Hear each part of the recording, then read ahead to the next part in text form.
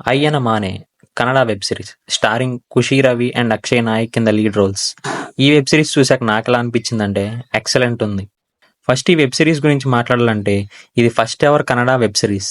Basically Sandalwood అదేనండి, కన్నడ వాళ్ళు అసలు వెబ్ సిరీస్ చేయరు, చేస్తే ఎలా ఉంటుందా అని ఈ వెబ్ సిరీస్తో ప్రూవ్ చేసుకున్నారు.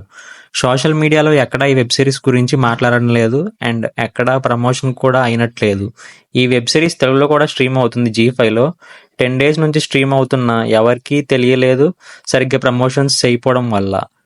ఈ వెబ్ సిరీస్ మొత్తం 6 ఎపిసోడ్స్. ఈచ్ ఎపిసోడ్ యావరేజ్న 18 minutes ఉంది.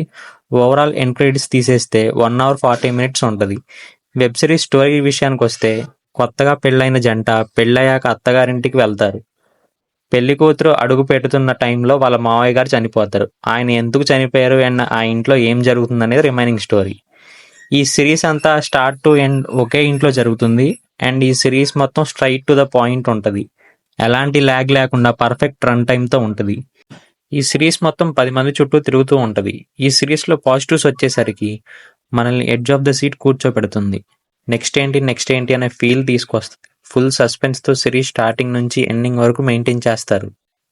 మరీ ఎక్కువ హైప్ ఇస్తాను అనుకోకుండా వితౌట్ ఎనీ ఎక్స్పెక్టేషన్స్తో చూసేయండి అండ్ స్టోరీని కూడా మరీ ఎక్స్పెక్ట్ చేయకండి. It's a simple story with tight screen play. ఈ సిరీస్లో నెగిటివ్స్ వచ్చేసరికి సిరీస్ చూస్తున్నంతసేపు స్టార్ మాలో సీరియల్ చూస్తున్నట్టు ఫీల్ వచ్చింది.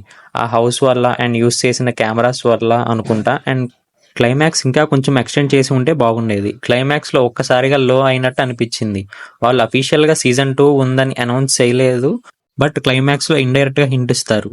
నా ఫైనల్ వర్డిక్ట్ వచ్చేసరికి రీసెంట్ టైమ్స్లో excellent suspense thriller with perfect run time. Streaming Telugu audio on G5, don't miss it. ఈ సిరీస్ని వర్త్ వాచింగ్ లిస్ట్లోకి యాడ్ చేస్తున్నా. మళ్ళీ ఇంకో రివ్యూతో కలుసుకుందాం.